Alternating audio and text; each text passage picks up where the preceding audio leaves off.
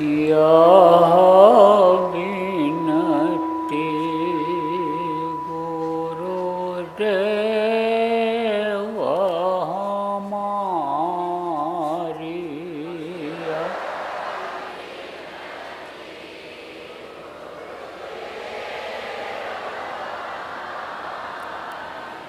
या विनती गुरुदेव हमारी,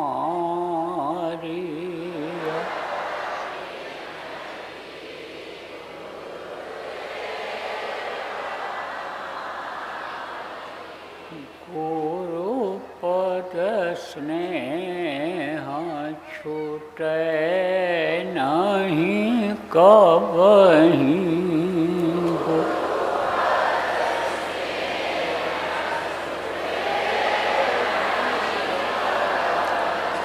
भाव छूटे संसारी,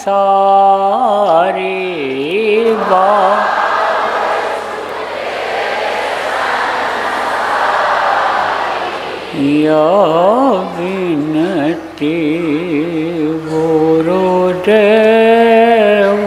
हमारी,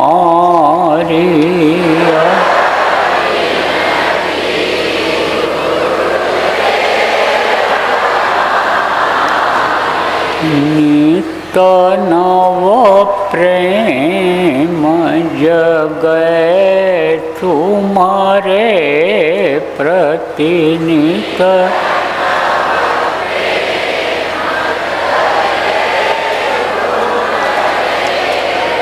राम नाम आधारे, राम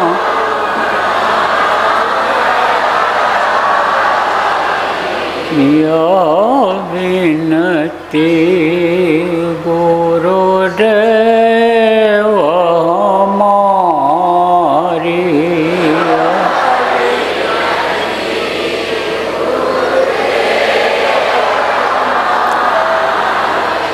शब्द कूप की सूरत हमारी,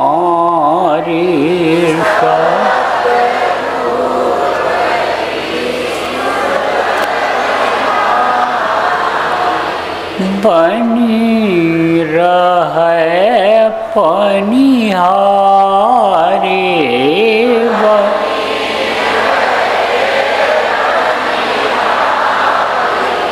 या विनती गुरुदेव हमारी,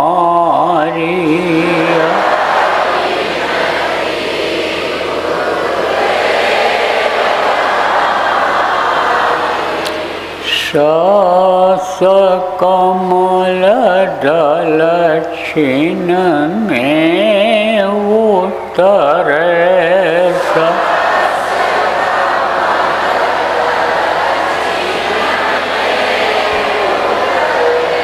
त्रिपुटी असमारी, त्रिपुट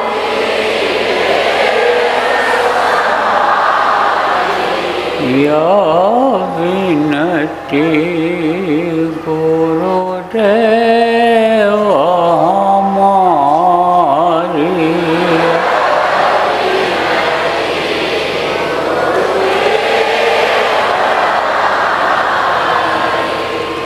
या विनती गुरुदेव हमारी,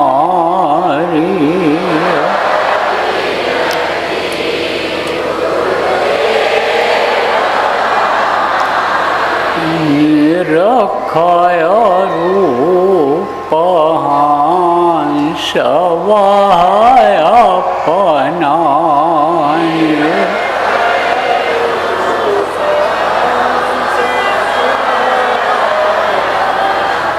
खोले द्वार के वाणी, खो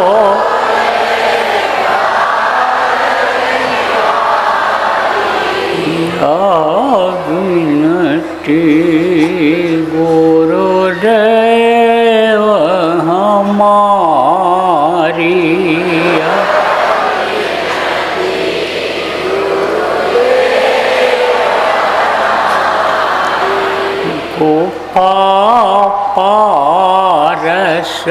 नाम समाए गुफा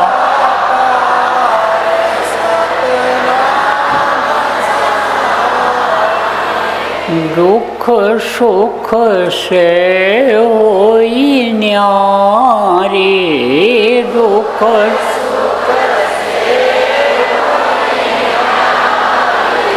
या विनती गुरुदेव हमारी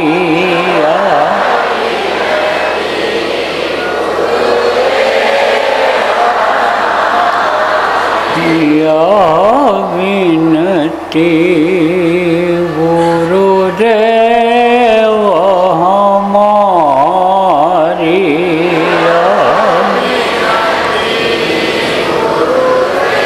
गुरुदेव हमारी या विनती गुरुदेव हमारी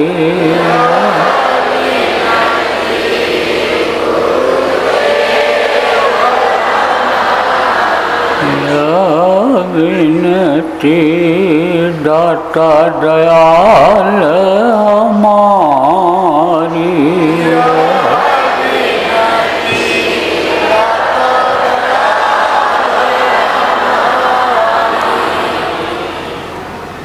ये गुरुदेव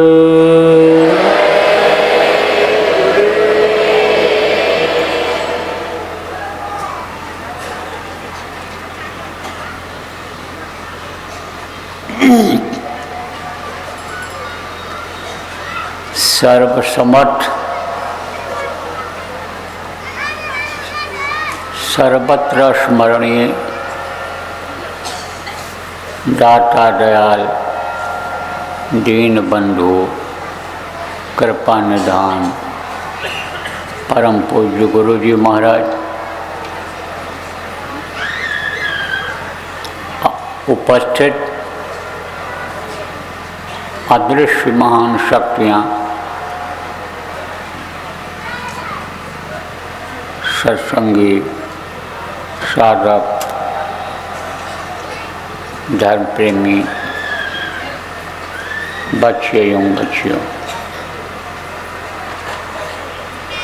आज 30 दिसंबर 2025 सायंकाल की बेला हवाई अड्डा का मैदान मोतिहारी जिला पूर्वी चंपारण बिहार की इस धरती पर अपने लोगों को इकट्ठा होने, सुनने समझने, ध्यान भजन करने का जो जीवन में यह अवसर मिल रहा है, ये भाग्य से मिल रहा है। उस प्रभु के, हमारे गुरु महाराज की और ये जो इस कार्यक्रम में पधारी हुई अदृश्य शक्तियाँ हैं, उनके दया कृपा से मिला है। नहीं तो यह सरावत अति कठिनाई, सत्संगों में आना बड़ा मुश्किल होता है। इस समय कलयुग में, जबकि जिला जिला प्रांत प्रांत देश में विदेश में ही नहीं, गांव गांव और घर घर में, बल्कि यूँ कहें जन जन में, हर किसी में कलयुग, जन जन में कलयुग अपना असर दिखा रहा है। ऐसे समय में सतयुगी बातें, सतयुग आने वाली बातें, सतयुग लाने वाली बातें, सतयुग में मदद करने वाली बातें ये सुनने को मिल जाएं, सीखने को मिल जाएं और अच्छा समय सतयुग लाने में कुछ मदद करने के मिल जाएं, यह सबको नहीं मिल सकता है। ये भाग्य से मिल सकता है और भाग्य से मिलता है तो कहते हैं ना कि परिश्रम का फल मीठा होता है। जो मेहनत करता है उससे जो वो हासिल करता है वो मीठा लगता है, अच्छा लगता है, सबके लिए अच्छा होता है। देखो यह धर्मपरायण देश है, भारत देश धार्मिक देश कहलाता है और भारत देश के ऋषि मुनि, योगी योगेश्वर और संत जो इस धरती पर जन्म लिए और उन्होंने त्याग किया, तपस्या किया और उससे जो फल मिला उस फल से भारत ही नहीं विदेशों के लोग भी फल और फूल रहे हैं। तो आप लोग जो इस कड़ी ठंडी में जिसमें घर से मुंह नहीं निकाल पा रहे हैं, लोग बाहर नहीं निकल पा रहे हैं और शाम होने का आ रहा है, इतने समय सब लोग घरों में जा कर के आग के पास बैठ कर के, हीटर के पास बैठ कर के सेंकेंगे, बैठेंगे। ऐसे समय में आप लोग यहाँ मैदान में खड़े बैठे हो, आप लोग यहाँ आए हो, तपस्या कर रहे हो, तो इस तपस्या का यह फल मिलेगा आपको। कौन देगा? गुरु महाराज देंगे। जो भी लोग दुखी हो, जो भी लोग तकलीफ में हो, चाहे शरीर से दुखी हो, चाहे परिवार से दुखी हो, चाहे औरत से दुखी हो, चाहे बच्चे से दुखी हो, चाहे बाप से दुखी हो, चाहे भाई से दुखी हो, जो लोग दुखी हो, काम धंधा नहीं है, बेकार घूम रहे हो, काम खोज रहे हो, नहीं मिल रहा है, पढ़ लिख करके बेकार बैठे हुए हो, घूम रहे हो, नौकरी खोज रहे हो, काम नहीं मिल रहा है, नौकरी नहीं मिल रही है, बहुत कमाते हो, रुपया पैसा आता है घर में, पता नहीं चलता है कहाँ चला गया, बहुत कोशिश करते हो दुकान चल जाए, व्यापार चल जाए, नहीं चल पाता है। ऐसे सभी लोगों को अगर ये 2 दिन का सत्संग सुन लोगे और जो आज आप आ गए हो इसको अगर आप सुन लोगे और बात को समझ लोगे, बातों को मान जाओगे और जो बताया जाएगा करोगे, तो हर किसी को जो बातें मैंने बताई सब में समझो कि 100 में 40% तो फायदा होगा ही होगा। 100 में 40 को तो होगा ही होगा। और जो लोग पूरा पालन कर ले जाओगे और होने लायक है, बहुत दिक्कत नहीं है, बहुत ज़्यादा कर्मों का बोझा नहीं है, तो 16 आना में 16 आना फायदा होगा। कौन देगा फायदा? ये जो गुरु महाराज के आदेश पर गुरु महाराज जहाँ बैठे हुए इस समय पर, वहाँ से नीचे के लोग की जो ये शक्तियाँ हैं ये आपको देंगी, जिनकी मौजूदगी है यहाँ वो देंगी, गुरु महाराज आपको देंगे। हमको ये विश्वास है और हमारी गुरु महाराज से ये प्रार्थना है। प्रेमियों, आज कोई सत्संग का कार्यक्रम नहीं था और सत्संग सुनाने भी मैं नहीं आया हूँ, लेकिन ये जो मोटी मोटी बातें हैं इनको अगर आपको बताया नहीं जाएगा, समझाया नहीं जाएगा ठीक से, ये प्रेमी लोग आपको अपनी जुबान से अपनी भाषा में नहीं समझाएंगे, आपकी भाषा में नहीं समझाएंगे तो आप लोग समझ नहीं पाओगे। क्यों? क्योंकि संख्या बहुत है, लाखों की संख्या में। तो बिहार प्रदेश का जो ये सबसे बड़ा जिला पूर्वी चंपारण है, इस पूर्वी चंपारण में ही लाखों की संख्या में नामदानी हैं। गुरु महाराज आज से यहाँ यानी गुरु महाराज यानी एक दो बार आए, बहुत पहले से आ रहे हैं और गुरु महाराज के साथ मैं भी आया हूँ। लगा रहा 40 साल गुरु महाराज के पीछे पीछे। जब से गुरु महाराज के पास आया, दया करते रहे, लगाए रहे, तो मैं भी यहाँ आया हूँ।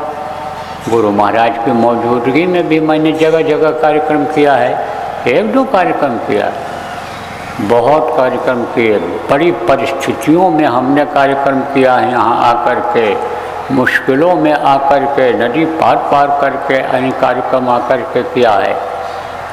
तो हमको मालूम है आज जो नए कार्यकर्ता हैं, बाद में नामदान लिए हैं गुरु महाराज के जाने के बाद, उनको नहीं मालूम होगा, लेकिन मुझे मालूम है। तो लाखों की संख्या में ये हैं। अब इनको थोड़े लोग कैसे बता पाएंगे जो इस समय कार्यकर्ता हैं। गृहस्थी भी देखते हैं, बहुत से लोग घर घर देखते हैं, कोई दुकान करता है, कोई नौकरी करता है, कोई खेती करता है।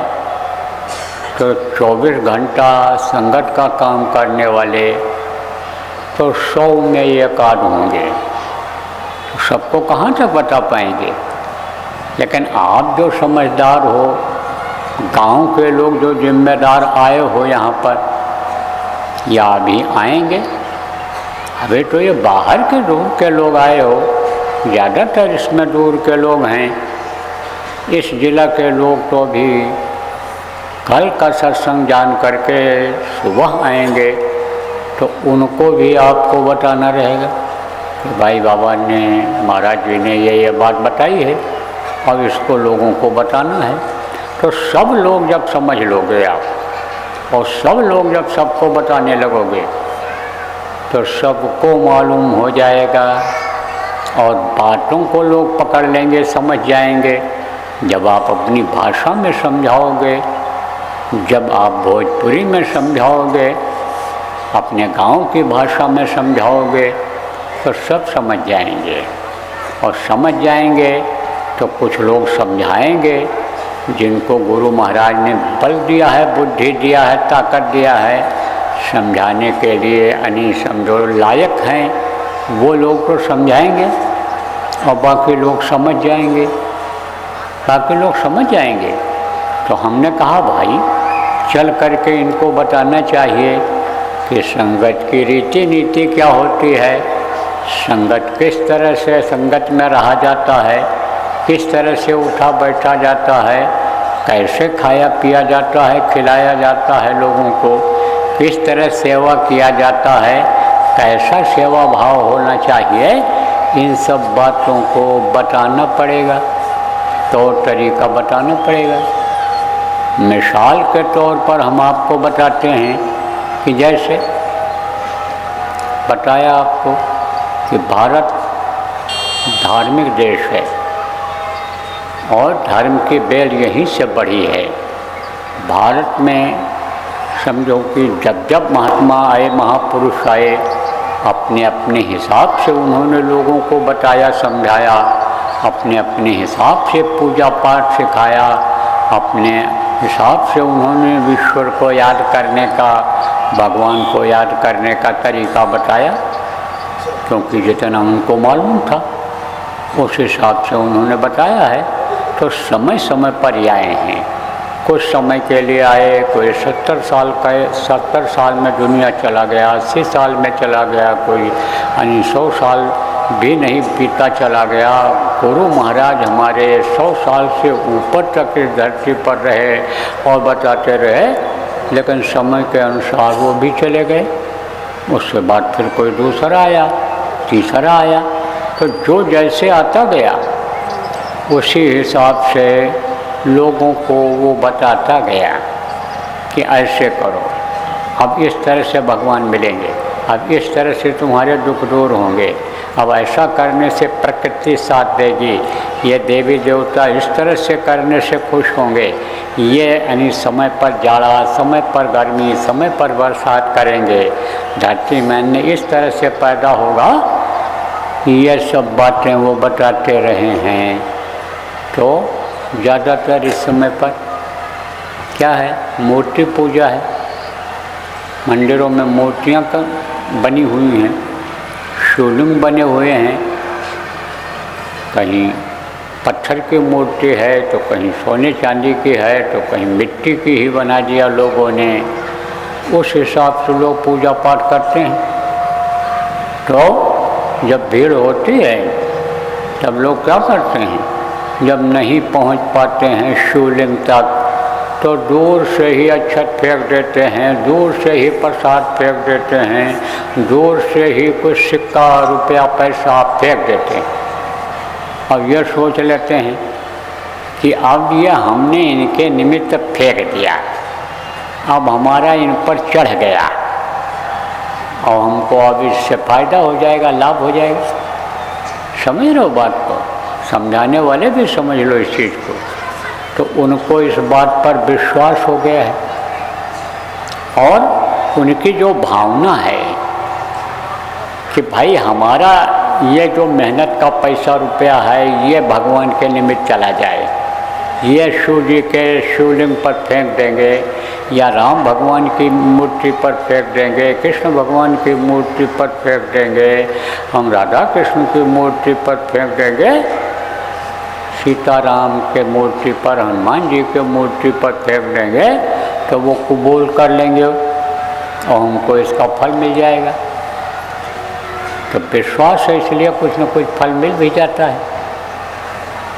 और आप लोग जहाँ पैदा हुए हो, ये बच्चियाँ जहाँ पैदा हुई हैं, धार्मिक घर में हुई हैं, कुछ कम लोग आप इसमें ऐसे हो और सत्संगों में भी कुछ कम ही लोग ऐसे आते हैं कि जिनके बहुत अच्छे पूर्व के संस्कार हैं, वो पहुंच पाते हैं। बाकी अच्छे संस्कार वाले, अच्छे घर में जन्म लेने वाले लोग ही आते हैं। तो आप लोगों के संस्कार अच्छे रहे हैं और आप लोग यहाँ पर कार्यक्रम में आते हो।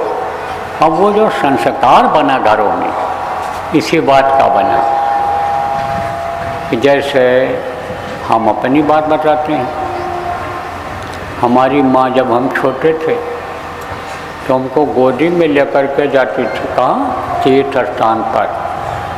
हमको याद है, बहुत बचपने की बात याद है, बहुत बचपने की। अब आप कहोगे झूठ बोल रहे हैं, पैदा हुए तो उसकी भी बात याद है हमको, गुरु महाराज की दया से। तो हमको याद है, ले जाती थी, मत्था टेकवाती थी और वो भी इसी तरह से भीड़ भाड़ में फेंक देती थी, जो कुछ उनको चढ़ाना बजाना रहता था कर देती थी। और जो जो सिस्टम वहाँ का था, नगाड़ा बजवाओ, ये करो वो करो, जो बना रखता था वो सब में वो सब कराती थी। तो संस्कार बना उससे। अब वही संस्कार यानी समझो आप लोगों के ऊपर भी बना हुआ है, तो उसी आधार पर आप यहाँ भी आते हो। तो अभी तक तो आप कहाँ फेंकते रहे हो, किसके ऊपर, पत्थर की मूर्ति के ऊपर, पत्थर के शिवलिंग के ऊपर, या कहीं मान लो सोना चांदी का मंदिर है, सोना चांदी की मूर्तियां हैं, इधर दक्षिण भारत में बहुत हैं, तो वहाँ पर आप फेंकते करते रहे हो। तो वही हमारे ऊपर भी फेंक देते हो।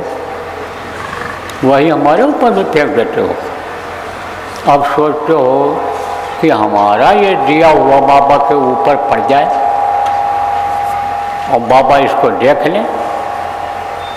तो यह सब जो दिया लिया जाता है, यह गुप्त दिया लिया जाता है, यह किसी ने आपको बताया नहीं।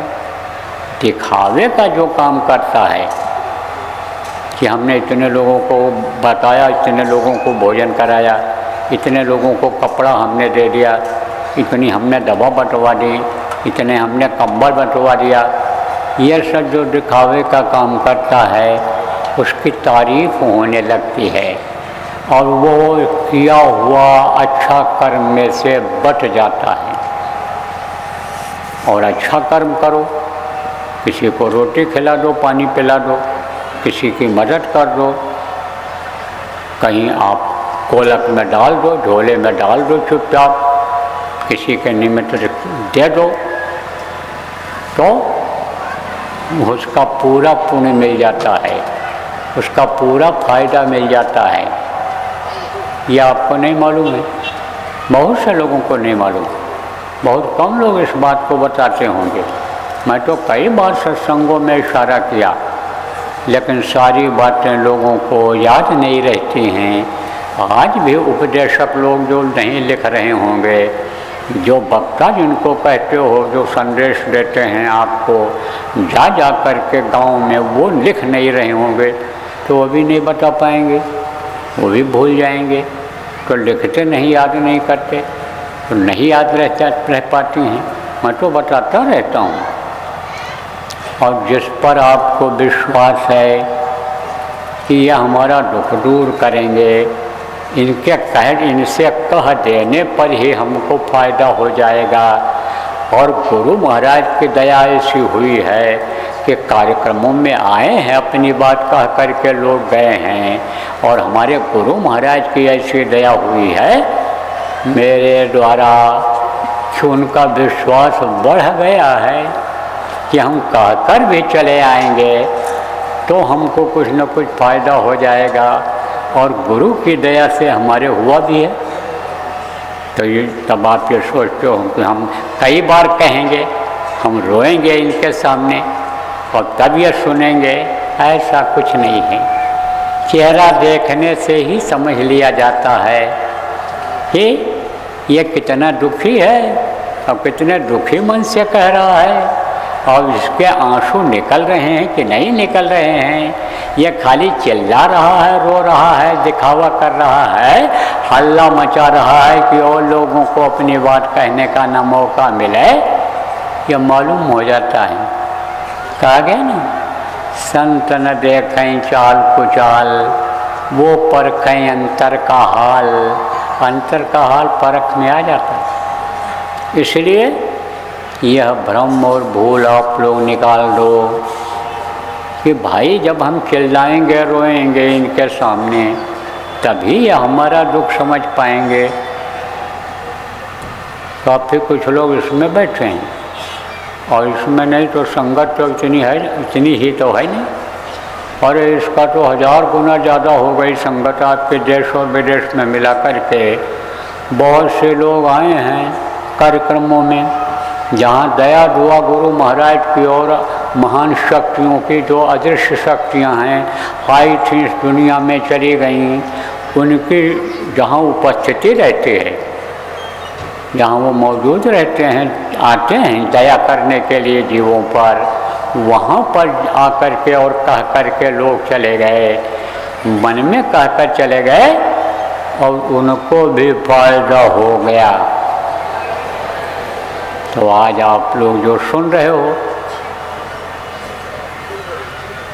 वो लोग, और जो समझ पा रहे हो वो लोग, और जो नहीं समझ पा रहे हो उनको आप लोग जब समझा दोगे तब वो सब समझ जाएंगे। हमारी हर बात को लोग नहीं समझ पाते हैं क्योंकि बोली भाषा अलग अलग है। हम मान लो इसमें कोई उड़ीसा का आ गया हो, बंगाल का आ गया हो कि चलेंगे हम अपना दुख तकलीफ कह करके आ जाएंगे और हमको जाने से ही फ़ायदा हो जाएगा। इस तरह का जिसको फ़ायदा हो गया प्रचारक लोग प्रचार कर देते हैं कि दुखहर्ता हैं, दुख दूर करने वाले हैं, उनके दर्शन से ही लाभ मिलता है। ये ऐसी बातें लोग बोल देते हैं जिनको विश्वास हो गया है। तो आप कुछ लोग जो इस तरह के आ गए हो, बाहर के लोग आ गए हो दूसरे प्रदेश के, आप इन सारी बातों को भाषा हिंदी होने के नाते नहीं समझ पाओगे।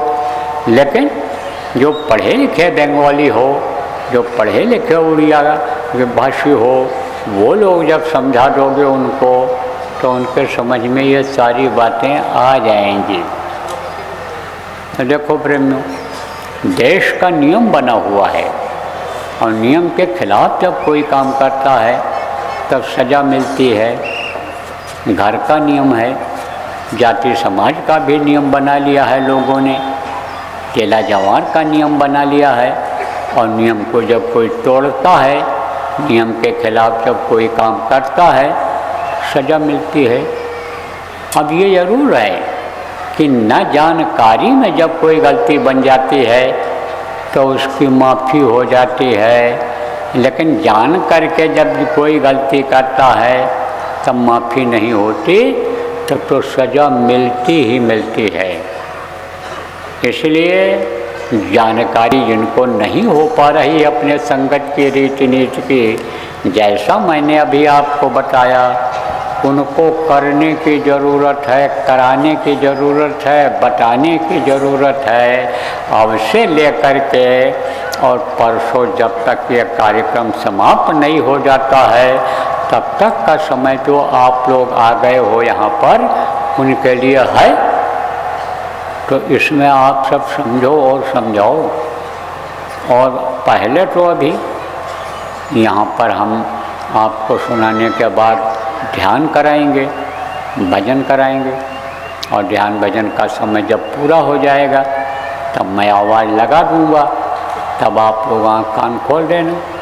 और उसके बाद में यहाँ आपको जैसे मैं बोल रहा हूँ, समझा रहा हूँ, ऐसे समझाएगा कोई न कोई आएगा। अभी कहलवा दिया है कि एक आदमी कोई आवे और वो खूब ठीक से बढ़िया से और रुक रुक करके एक एक शब्द को बतावे, याद करावे, रटावे आपको, आपसे पूछे कि भाई आपके समझ में आया कि नहीं आया। अगर ज़्यादा लोग हाथ उठा दें तो समझ लो समझ गए हैं, और जो समझ गए हैं नहीं समझ पाए उनको समझा देंगे, और नहीं तो उसी बात को फिर दोहराया जाए, उसी बातों को फिर दोहराया जाए।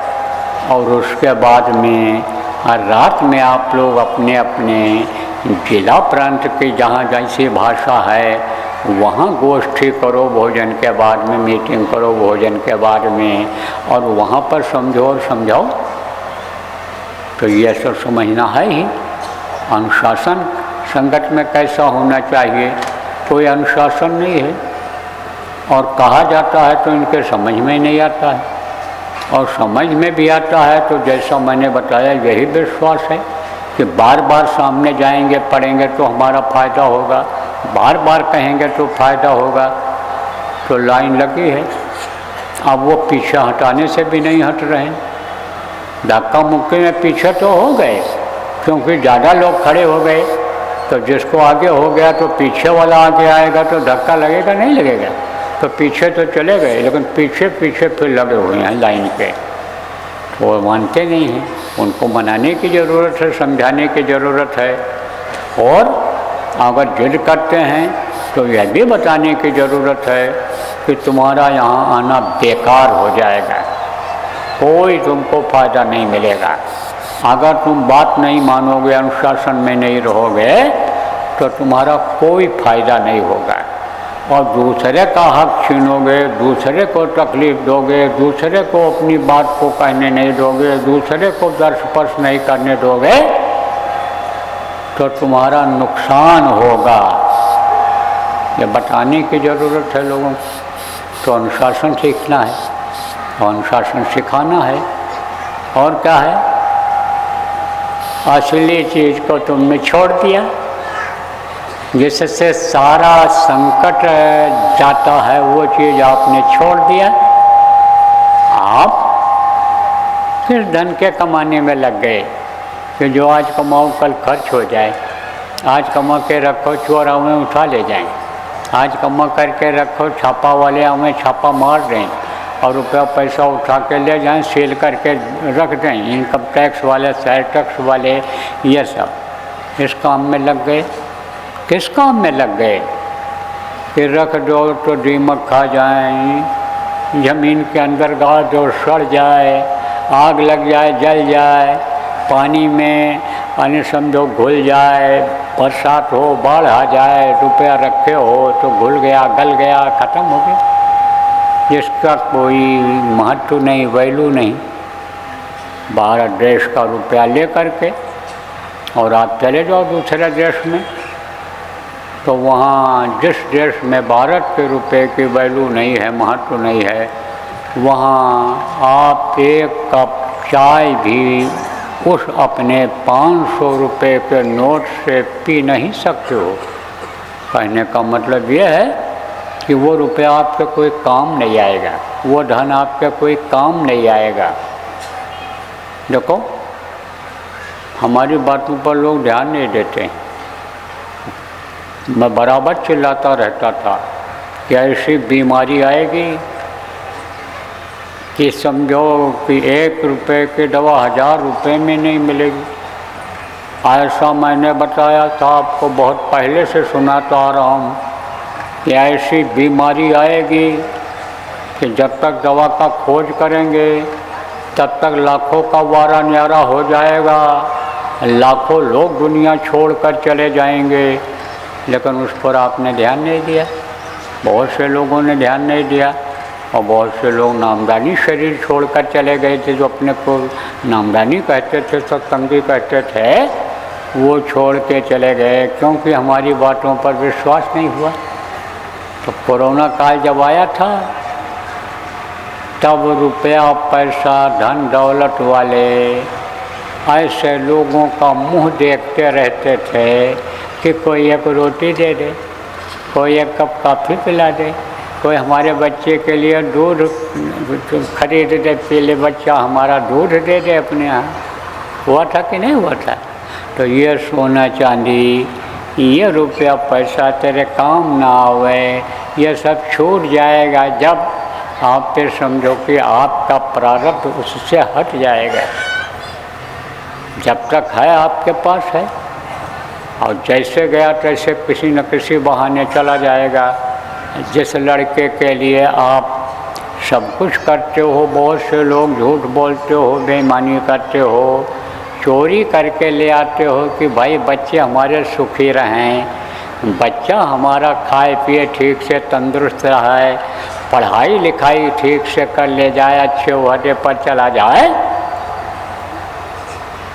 उस बच्चे का अगर ध्यान नहीं रखा, उसको अगर संगत में नहीं लाए, उसको अगर तौर तरीका संगत का नहीं सिखाए, उसको नामदान नहीं दिलाए, नामदान दिला भी दिया लेकिन भजन नहीं कराए, तो वही बच्चा आपके धन दौलत को बर्बाद कर देगा, गलत बच्चों के साथ पड़ जाएगा। जैसा मैंने कहा कलयुग अपना असर जन जन पर दिखा रहा है। कब किसके ऊपर कलयुग सवार हो जाए, किसकी बुद्धि खराब कर दे, ये कहा नहीं जा सकता है। तो वही लड़का जो नामदानी है, जिस पर भरोसा है आपको और आपकी सेवा भी करता है, वो अच्छा लड़का के ऊपर कलयुग सवार हो गया तो बुद्धि खराब कर देगा, वही आपके नाम को खराब कर देगा, वही गलत बच्चों का साथ कर लेगा, वही चोरी करेगा, वही व्यभिचार करेगा, वही नशाबाजी करेगा, वही आशबाजी करेगा, उसी में धन बर्बाद कर देगा। तो ये धन आपके काम आएगा? ये काम नहीं आएगा। कौन सा धन काम आएगा? यही भजन तेरे संग चलेगा, पावेगा आराम। ये नाम धन, ये शब्द जो आपको सुनाई पड़ेगा, ये जो नाम आपको आवाज़ नाम की सुनाई पड़ेगी, ये आपका प्रेमियों हमेशा साथ देगी। लेकिन इसको आपने छोड़ दिया, असली चीज़ को आपने छोड़ दिया और नकली के पीछे भाग रहे हो, नकली के पीछे दौड़ रहे हो, तो आपको क्या मिलेगा? कुछ नहीं मिलेगा। कुछ लोग आप इसमें ऐसे भी बैठे हो, काफ़ी कुछ इस तरह के हो कि पिछले जन्म में भी आप मनुष्य थे, उससे पहले भी मनुष्य ही थे, 2-3 जन्म पीछे तक मनुष्य रहे हो और उसमें भी आप यही काम करते रहे जो अब भी करते हो। खेती का काम, दुकान का काम, नौकरी का काम, जब जैसा समय था उस हिसाब से करते रहे, शरीर के लिए ही करते रहे, बाल बच्चों के लिए ही करते रहे, अपने आत्मा के लिए नहीं कर पाए। और उसी काम में इस साल भी अगर इस उम्र में भी लगे रहोगे कि जब आपको मौका मिला है कुछ समय के लिए, ये मानो शरीर मिला है, मानो मंदिर मिला है कुछ समय के लिए कि इसमें इबादत कर लो, भजन कर लो, पूजा कर लो, मालिक को प्राप्त कर लो, देवी देवताओं का दर्शन कर लो। जब ये मौका मिला है कि उसकी आवाज़ मधुर मधुर सुन लो और वही काम जो पहले करते रहे वही काम अगर अब भी करो तो रोते हुए पैदा हुए हो और रोते हुए जी रहे हो और रोते रोते फिर चले जाओगे और कहाँ जाओगे, कौन सी योनि में जाओगे, कितने हजार लाख वर्ष की उम्र यानी उसमें गुजारनी पड़ेगी, इसका कोई भरोसा नहीं है। इसलिए बदलो तरीका, संकल्प बनाओ कि हमको अपने आत्मा के लिए करना है, आत्मधन इकट्ठा करना है। जब मनुष्य शरीर मिल गया और हमको समर्थ गुरु मिल गए जिनके द्वारा नाम मिल गया, तो हम नाम की कमाई क्यों न कर लें कि हमारा दुख दूर हो जाए, संकट दूर हो जाए, रुपया पैसा की जो समस्या है, जो मानसिक टेंशन है, अभी मैंने बताया कि ये तकलीफ़ वालों को यहाँ फ़ायदा मिलेगा, तो आप ये समझो कि वो काम क्यों न कर लो, अपने मुक्ति मोक्ष का रास्ता क्यों न निकाल लो, आप उस रास्ते पर चल पड़ो, ये काम क्यों न कर लो।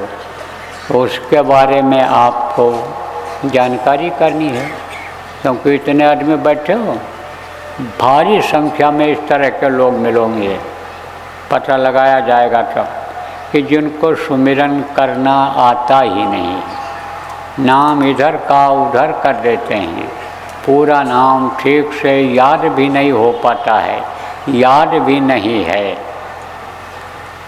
कुछ लोग ऐसे हो कि जो सुमिरन ध्यान भजन कुछ नहीं करते, विशेष रूप से ये देवियाँ हैं, ये तो बस रोटी चिल्लाती रहती हैं, हाय हाय लगा रहता है इनको, क्योंकि लोभ और लालच बहुत है इनको, मोह बहुत है, पुत्र परिवार से, धन दौलत से, ज़मीन जायदाद से, इज्जत से बड़ा मोह है इनको, तो ये उसी में लगी रहती हैं, तो इनका समय बर्बाद जा रहा है।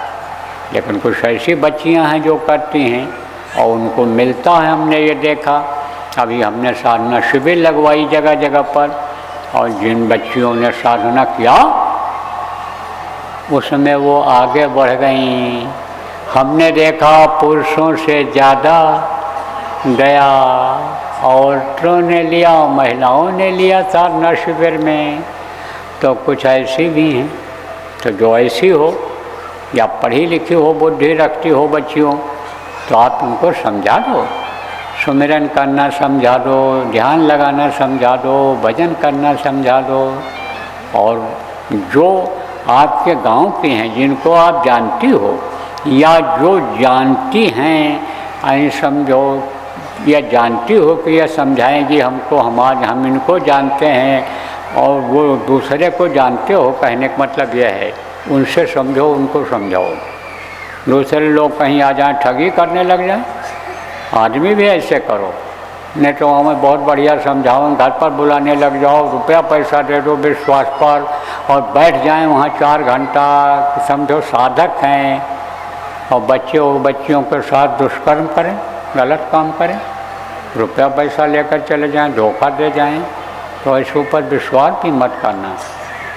कहा ना कब किसकी बुद्धि खराब हो जाए, कल युग असर कर जाए, तो इसलिए यह भी ध्यान रखने की ज़रूरत है।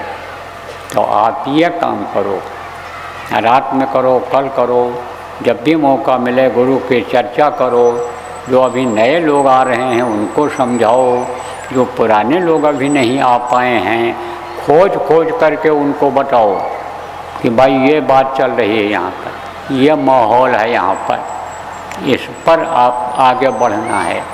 तो देखो प्रेम, ये मैंने आपको बताया। अब यह है कि गुरु महाराज ने भी कार्यक्रम इस तरह के किए जैसे यह हो रहा है जगह जगह पर, और गुरु महाराज के पास भी लोग जाते थे, बताया ना कि छाया की तरह लगा रहा, और गुरु महाराज की ऐसी दया रही कि 40 साल लगाए रहे हमको पीछे पीछे। तो मैंने बहुत लोगों को देखा, बहुत जगहों पर देखा। तो गुरु महाराज से भी लोग कहते थे, तो गुरु महाराज निमित्त मात्र कोई चीज़ बता देते थे, कोई न कोई बहाना बना देते थे, बता देते थे, करते वही थे लेकिन कोई न कोई उपाय निकाल देते थे और लोगों को विश्वास हो जाता था। और नहीं तो जल्दी विश्वास न हो। क्यों? क्योंकि लोगों को किस पर विश्वास है? दवा पर विश्वास है, दुआ पर विश्वास है, लेकिन दुआ वो देखते हैं कि इस तरह से दुआ दिया कि प्रसाद उठा करके दे दिया, फूल उठा कर दे दिया, कभी कुछ कर दिया, वो दुआ ज़्यादा मानते हैं। तो गुरु महाराज भी प्रसाद बंटवा देते थे कि भाई प्रसाद ले लेना ये। तो लोग कहते थे प्रसाद खाने के बाद ही तबीयत हल्की होने लगी। लोग कहते थे प्रसाद खाया जब बीमार हुआ घर पर, काम नहीं बन रहा तब प्रसाद खा करके गया, काम बन गया, तब लोगों को विश्वास हो गया, विश्वास बढ़ जाता था। काम तो होता था दया से, लेकिन विश्वास के लिए ऐसा करवाते थे गुरु महाराज।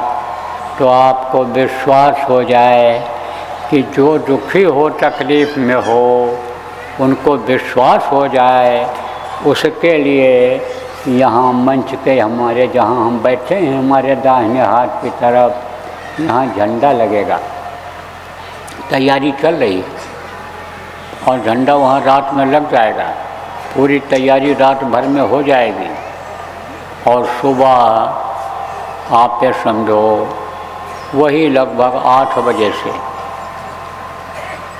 यानी उससे पहले ही प्रार्थना गुरु महाराज से कर ली जाएगी। अब कोई गुरु महाराज तो यहाँ शरीर से बैठे नहीं हैं कि यहीं आकर के प्रार्थना की जाए। वो तो कहीं से भी रहूँगा तो प्रार्थना करूँगा और हमको विश्वास से स्वीकार कर लेंगे। इसके अलावा भी वैसा मैंने आपको बताया कि गुरु महाराज के आदेश के पालन में जो शक्तियाँ काम करती हैं वो भी आएंगे यहाँ, वो भी दया देंगे, उनके लायक जो होगा वो देंगे, वो आपकी मदद करेंगे, तो वो शक्तियाँ भी रहेंगी। कुछ जो महान शक्तियाँ हैं उनके लिए निमित्त मात्र के लिए कि भाई कोई आता है, जब बुलाया जाता है तो उसको जगह दी जाती है, बैठने की जगह पानी पत्ता का इंतज़ाम किया जाता है, उसके लिए भी व्यवस्था बना दी गई है कि यदि राय लोगों को विश्वास कि यह शक्ति यहाँ आई है, बैठी है कुर्सी पर।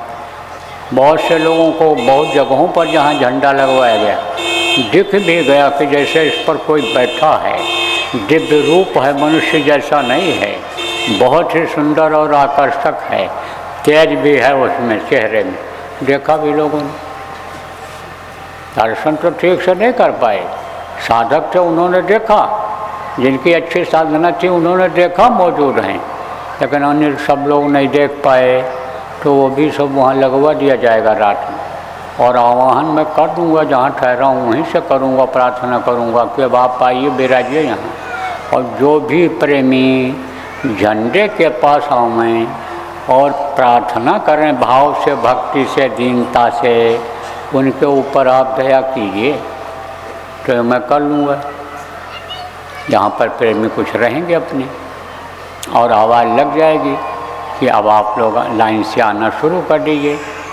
तो जो लाइन से जाएगा, कतार से जाएगा, एक दूसरे को धक्का मुक्की नहीं करेगा, उसी को फ़ायदा होगा। और जो बाधा डालेगा, बताया ना कि जब अनुशासन में नहीं काम होता है और जो बाधा डालता है उसको सज़ा मिलती नहीं मिलती है। जैसे पुलिस वाले कहते हैं हट जाओ, नहीं हटते हो तो डंडा पड़ता है, नहीं पड़ता है डंडा। तो डंडा खाना थोड़ा है आपको, डंडा दंड की बातें ही नहीं है यहाँ पर। इसलिए तो समझाया जाता, मनाया जाता है, हाथ जोड़ा जाता है। लेकिन जब नहीं मानोगे, बाधा डालोगे, दूसरे का नुकसान करोगे, तब तो सब करेगा। कौन करेगा? कोई न कोई तो करेगा। नहीं होता तो एक दूसरे को ही धक्का दे देते हैं जो उसको धक्का देता है, तो तकलीफ तो होगी आपको। तो जो कतार से जाएगा, जब तक समझो आपकी यह कार्यक्रम समाप्त नहीं हो जाएगा, घोषणा नहीं हो जाएगी समय की, झंडा उतर नहीं जाएगा, तब तक जब तक जाएगा वहाँ आदमी कहेगा अपनी बात, प्रार्थना करेगा आंख बंद करके और सिर झुकाएगा अपने ही जगह पर खड़े होकर के। जहाँ भी जगह मिल जाएगी वहाँ पहुँचने पर नज़दीक में वहीं से सिर झुकाएगा, अपनी बात कहेगा। उसको जैसे मैंने बताया आपको कि 100 में 40 को तो भाव और भक्ति रहेगी, श्रद्धा रहेगी, तो फायदा तो होगा ही होगा, फायदा होगा 40 को, और किसी किसी को 100 भी हो सकता है। लेकिन भजन करना पड़ेगा, जो आप बहुत से लोगों के लिए कठिन काम है उसको करना पड़ेगा, ध्यान लगाना पड़ेगा, भजन करना पड़ेगा कम से कम 3 घंटा। कोई चीज़ जब पानी होती है और मुश्किल से मिलती है तो मेहनत करना पड़ता है कि नहीं करना पड़ता है? देखो बच्चे जो पढ़े लिखे हो, आप ग्रेजुएट हो, पोस्ट ग्रेजुएट हो, आपको IAS बनना है, आपको PCS बनना है, IPS बनना है, आपको IFS बनना है, तो आप मेहनत करते हो नहीं करते हो? 8-8, 10-10 घंटा एक साथ बैठ करके पढ़ते हैं बच्चे, 12-12 घंटा, 18-18 घंटा पढ़ते हैं। जब एग्जाम नज़दीक आता है, परीक्षा नज़दीक आती है, तो मेहनत करते हैं, तब वो जगह मिलती है, तब मिलती है। ऐसे मेहनत तो कुछ करनी पड़ेगी, शरीर से करना पड़ेगा, मन से करना पड़ेगा। जैसे पढ़ाई में मन लगा करके पढ़ते हैं वही बच्चे पास हो पाते हैं, ऐसा मन लगाकर भजन करना पड़ेगा, तब वो कठिन परीक्षा की पास हो कर पाओगे, तब आपको पूरा लाभ मिल पाएगा, फायदा मिल पाएगा। तो पूरा फायदा करने के लिए, पूरा लाभ लेने के लिए तो आपको पढ़ाई करनी पड़ेगी। अब देखो प्रेमियों, कुछ बच्चे ऐसे होते हैं कि जो यानी समझो कि कोचिंग करते हैं, अलग से पढ़ने जाते हैं, कुछ स्कूलों में पढ़ते हैं, कोई घर से पढ़ते हैं। तो जो कोचिंग करने जाते हैं बच्चे, एक जगह बैठ कर के पढ़ते हैं, वो जल्दी पास हो जाते हैं। इसीलिए देखो उपाय सब निकाला जाता है, जगह जगह साधना शिविर लगाई जाती है, और साधना शिविर अब भी लगाने के लिए कह दिया गया है लोगों को।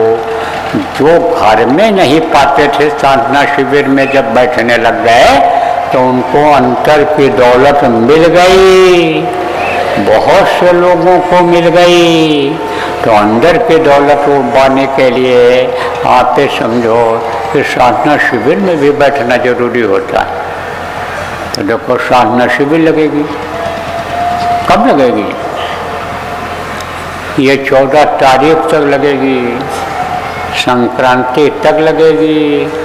संक्रांति को इसका समापन होगा, संक्रांति तक आपको मौका है, 14 जनवरी तक आपके लिए मौका है, 15-16 दिन आप समझ लो बचा है, तो 16-17 दिन में आपको ये लगाना है। जगह जगह जहाँ हो सके लगाओ और बैठो और बैठाओ लोगों को।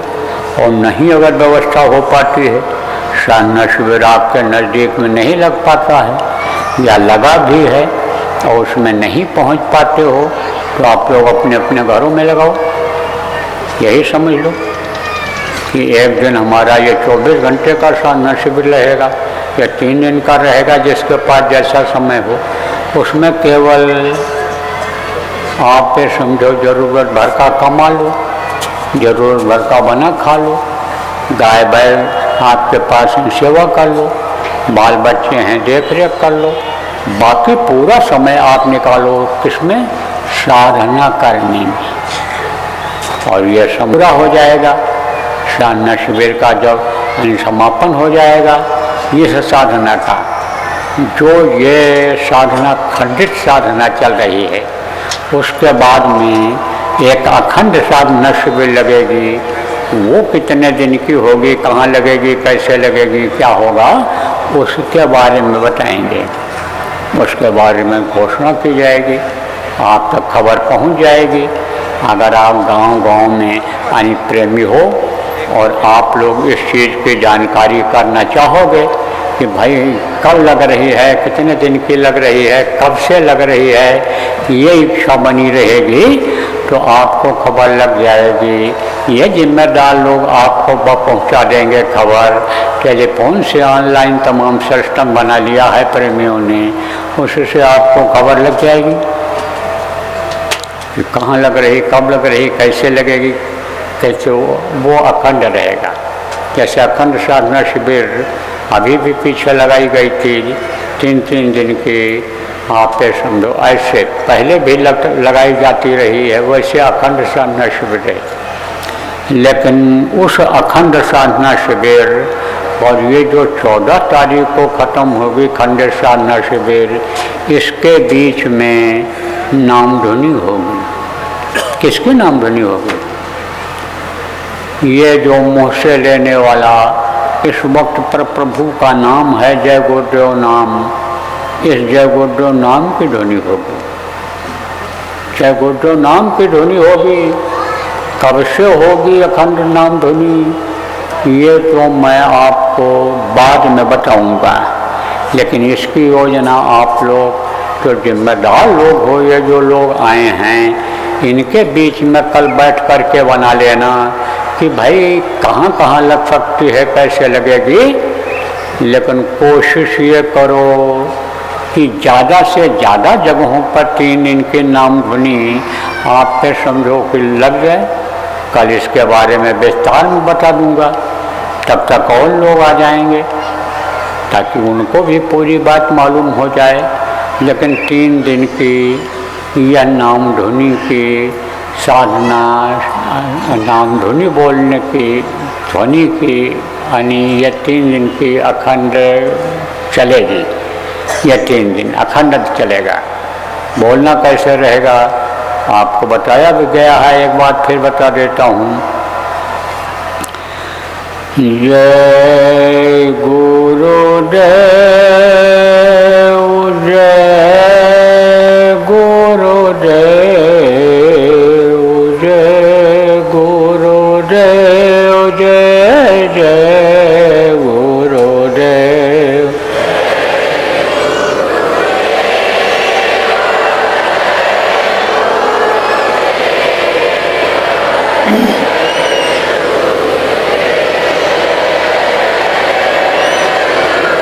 इसी तरह से बोलना रहेगा और बराबर अखंड चलेगा। अब इसमें जैसे पीछे भी नाम ध्वनि हुई है, उसमें एक आदमी बोलता था या 2 आदमी बोलते थे, तो उसमें बीच में सांस टूट जाता था तो खंडित हो जाता था। या 2 आदमी नहीं बोले, चुप हो गए किसी कारणवश, तो खंडित हो जाता था। आपके बार खंडित न हो उसके लिए तरीका बताता हूँ। जहाँ पर नाम ध्वनि होगी ऐसे आमने सामने कुछ लोग बैठ जाएंगे। अगर पड़ोसियों को कोई आपत्ति न हो, किसी को कोई एतराज़ न हो गांव में कि भाई लाउड स्पीकर लगा करके क्यों बोलते हो, तो वहाँ लाउड स्पीकर लगा लो, और नहीं तो ऐसे ही बोलो। छोटा मोटा लाउड स्पीकर लगा लो, बड़ा लगा लो।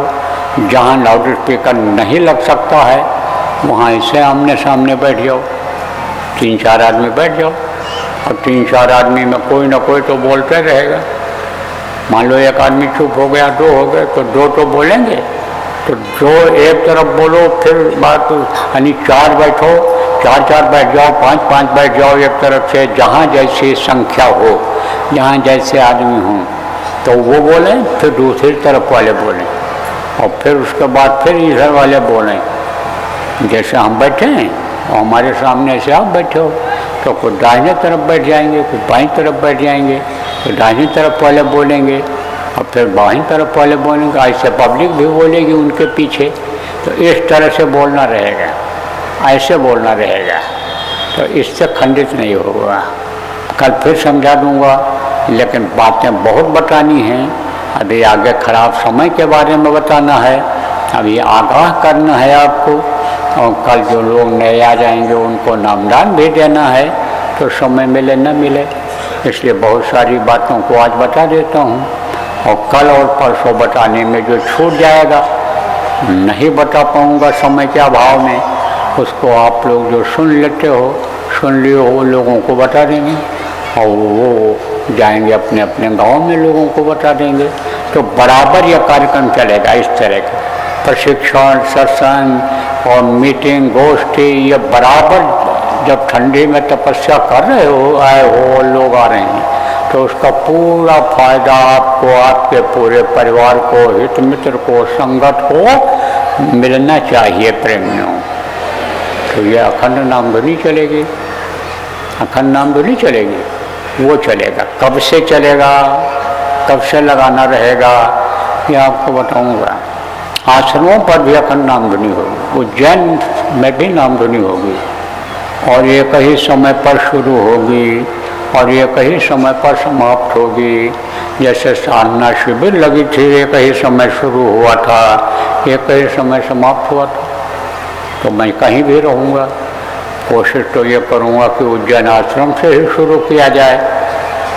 बड़ा आश्रम, मुख्य आश्रम अपना वही है पुराना। मान लो कहीं कारणवश समय के अभाव में दौरे में हूँ, तबीयत ठीक है, इच्छा रहती है ज़्यादा से ज़्यादा लोगों के बीच में पहुँच जाऊँ, संदेश सुना दूँ, लोगों की संभाल वाली बात हो जाए। जो गुरु महाराज आदेश देकर गए हैं कि पुरानों की संभाल करेंगे, नए को नामदान देंगे, वो हमारा पूरा हो जाए, तो मान लो कहीं भी रहा मैं, वहीं से शुरू करा दूंगा, और समाप्त भी हम ही करा देंगे। तो हम करा देंगे, तो हमारा काम है।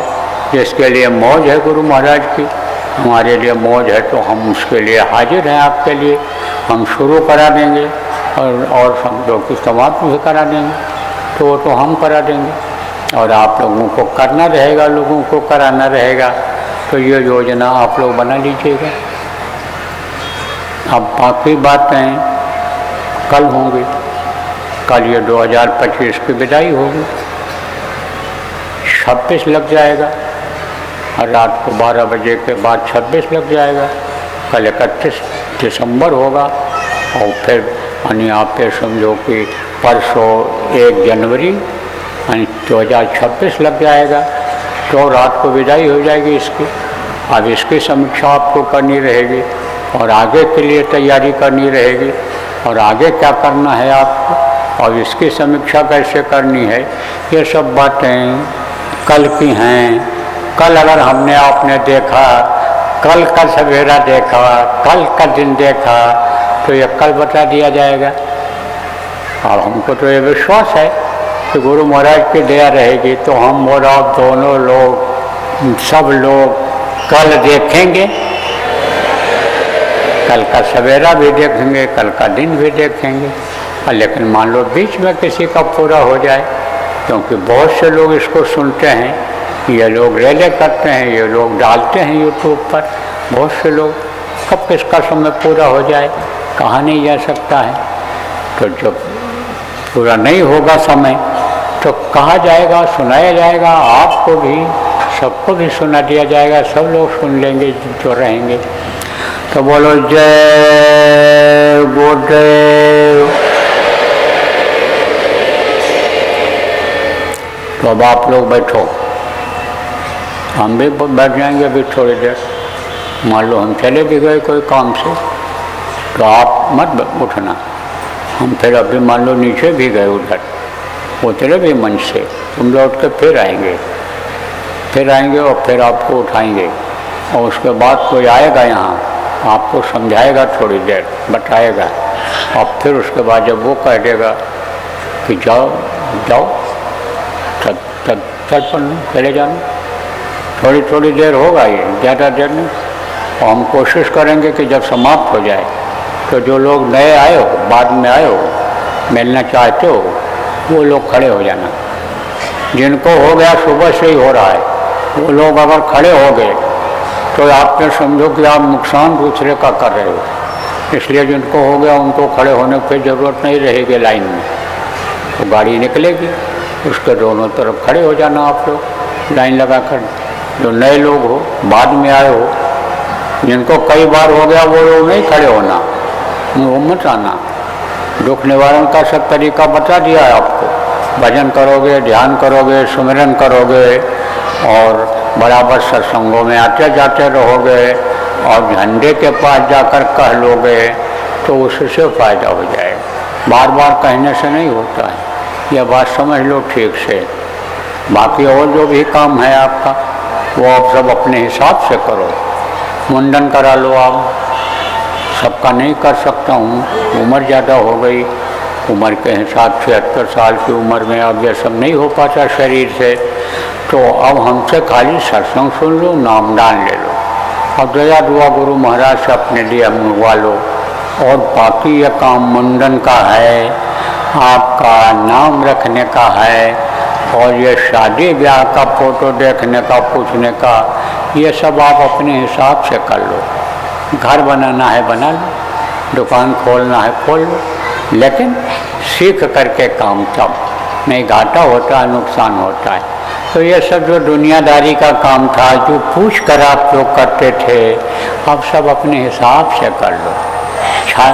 आपको चाबी छुआना है इस समय पर, यहाँ जो है आप समझो कि इस समय तो चाबी छुआने की जरूरत नहीं। घर पर जाना तो फोटो से छुआ लेना गुरु महाराज। चाबी छुआना है, कोई चीज़ छुआते जो हम लोगों से, गुरु महाराज से भी छुआते थे, आप स्पर्श कराते थे, वो सब फोटो से घर से प्रार्थना करके वहाँ छुआ लेना। आप उसके साथ कि गाड़ी का आपने खरीदा और चलाना नहीं सीखा और छुआ भी लिया फोटो, तो निश्चिंत हो गए, चाहे जैसे चलाएंगे तो एक्सीडेंट नहीं होगा, ऐसा नहीं है।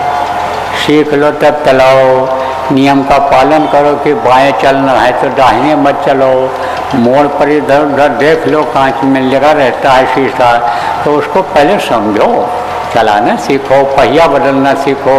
हल्की फुल्की कमी आ जाए तो उसकी पूर्ति कैसे करोगे उसको सीखो, तब फिर गाड़ी चलाओ। तो जो फर्ज है आपका उसको भी अदा करना है, ऐसे नहीं। तो ये सब काम आप सब लोग कर लेना और बाकी हम आप सेवा में हाजिर हैं। तो बोलो जय गुरुदेव। बैठ जाओ ध्यान पर, डाल लो कपड़ा ऊपर से, कपड़ा सब लोग रखा करो। ये यहाँ कोई ये नहीं देखता है कि गरीब हैं कि अमीर हैं। और घर से चला करो, ठंडे के महीने में तो जो रहते हो वही ले आया करो। और बिछाने के लिए नीचे ये रखो प्लास्टिक, बार बार कहा जाता है आप। जो लोग खड़े हो, जहाँ खड़े हो वहीं बैठ जाओ। 1973 में वहाँ गुरु महाराज ने कार्यक्रम किया था, कहाँ, हरिद्वार में, और यही महीना था और यही तारीख भी थी, इसी तरह की तारीख भी थी। वहाँ बहुत ठंडी थी तो हम भी गए थे वहाँ। तो वहाँ कहाँ इतना बिछावन था, वहाँ तो ऐसे ज़मीन में बैठ जाते थे और कुछ नहीं, बाहर ऐसे बैठ गए और सुनते रहे। तो बैठ जाओ जो जहाँ पर हो, लगाओ ध्यान। इनको नामदान नहीं मिला, ऐसे आंख बंद करो और दोनों आँखों से देखो एक जगह, ध्यान लगाओ, बैठ जाओ। पहले ध्यान लगाओ और उसके बाद ध्यान लगाने के बाद फिर भजन पर बैठ जाना। जब ध्यान और भजन का समय समाप्त हो जाएगा और आवाज़ लगेगी तब आप आँख कान खोल देना। ज़्यादा देर नहीं बैठाऊँगा, थोड़ी थोड़ी देर बैठाऊँगा। आज थोड़ा ध्यान लगा लो, फिर थोड़ा भजन कर लो, फिर उसके बाद में ये व्यवस्था संबंधी जानकारी कर लो, क्योंकि ठंडी बढ़ती जा रही है। इसलिए आप लोग कर लो, अभी बैठ जाओ, सब लोग बैठो, मन को रोक करके लगाओ ध्यान। जहाँ देखो दोनों आँखों से एक जगह पर, वहीं मन को रखो, मन इधर उधर भगने न पाओ। जब आवाज़ लगेगी तब खोलना।